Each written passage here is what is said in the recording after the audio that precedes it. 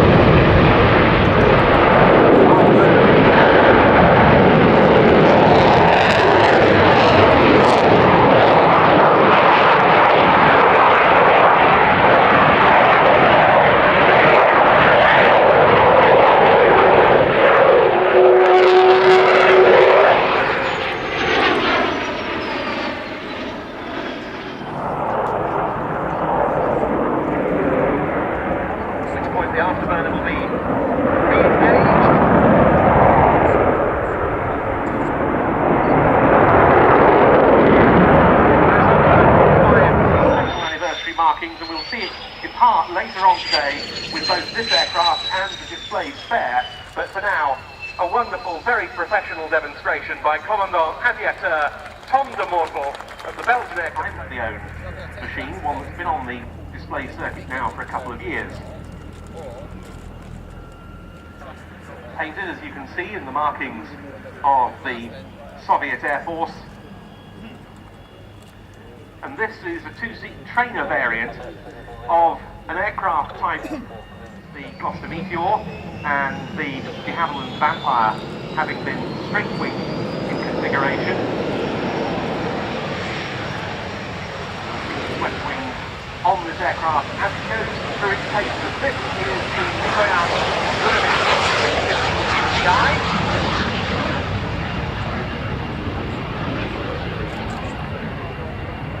Chinese nationalist forces.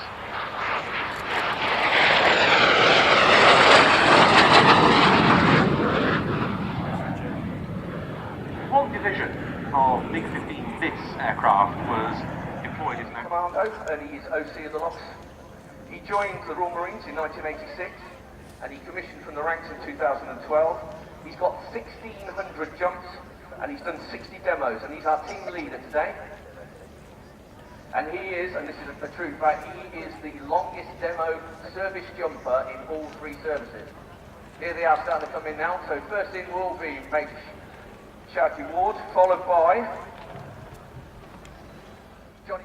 Third in will be Midshipman Anna Reynolds. She's currently learning to be a pilot and is on 727 squadron. Oh, just missed it.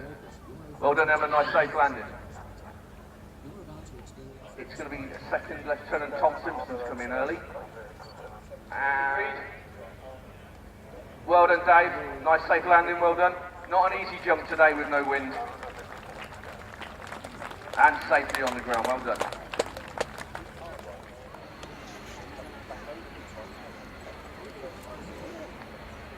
But now then, one of the high points of this afternoon's flying programme, taking to the runway in preparation for their display, and it's my pleasure to hand over to Squadron Leader Mike Ling. Well, thank you very much, Ben. A very good afternoon, ladies, gentlemen, boys and girls. My name is Squadron Leader Mike Ling, and I am Red 10. I'm the supervisor with the Royal Air Force Aerobatic Team, the Red Arrows. They're just taxiing out now in front of you, heading down to the threshold of runway 27, getting ready to take off from your left to right in just a couple of minutes' time. So we've just performed a formal start-up. You can see they've left my jet, the 10th jet there, the spare aircraft. They've been moving that by hand around the pan, ready for when the pilots finish the display and they taxi back in. So you can see our team of engineers, our circus engineers, I'll cover more of that shortly, just sorting out that aircraft down on the pan towards the Rafale and F-16 aircraft. Taxiing out in the order 1 to 9. They'll soon go into single file and turn through 180 degrees to get ready for the takeoff. It's actually the first time we've been able to perform a display takeoff in front of a crowd. So far this season, all of our displays have been away from airfields, or airfields that have runways long enough for us to take off. So we've been working from other air bases and transiting to the show. So it's a treat today to actually perform the takeoff in front of the crowd here at Yeovilton. I've got a few hellos to say before the boys get airborne. Now this is from the chaps on number 815 Squadron here at Yeovilton. They'd like to wish their commanding officer, Commander Jameson Stride, or Stridey, a very happy birthday. It is noted that you didn't bring any cakes today and the boys are threaded. So they're getting ready to perform a display takeoff coming in from your left once they've turned around on the runway. You'll see Red 1, 2 and 3 at the front, Red 4 and 5 will be 750 feet behind them, and at the very back of the runway will be Red 6, 7, 8 and 9. It's been quite a busy time since we were last here at Yeovilton. The Red Arrows have, having finished last year's display season, then embarked on a huge tour across the Middle East and into the Asia Pacific, where for the first time the team performed in China. In fact, the first time a military fast jet from the UK had been British industry and also the Royal Air Force and the UK Ministry of Defence. It took 22 refuelling stops to get 12 aircraft all the way to China. And in fact, we then performed in 19 countries as part of this tour, lasting 9 weeks. And during that time, we've had it confirmed by the Foreign and Commonwealth Office that we did in fact perform, whether live or online or on television, to over 1 billion people. So really flying the flag for the great campaign, British prosperity, British industry. Here we go, getting ready now. Reds 1, 2 and 3 at the front, 4 and 5 will be behind them, and 6 to 9 at the back. They stop with 750 feet spacing in between elements. They do that by using the runway lights here. So on a military airfield, the runway lights are spaced every 100 feet. So they need to be 750 feet spaced. So the leader of each section will count 7.5 runway lights and then tell them to stop. So you should hear in a minute Red 6 shouting, "That's good 4-5" on the radio. And then Red 4 will say, "That's good 5."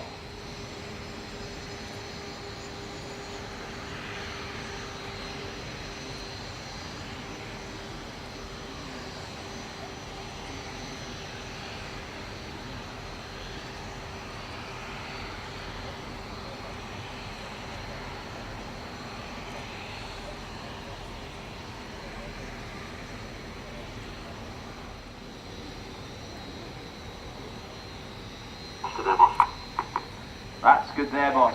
We're all aboard.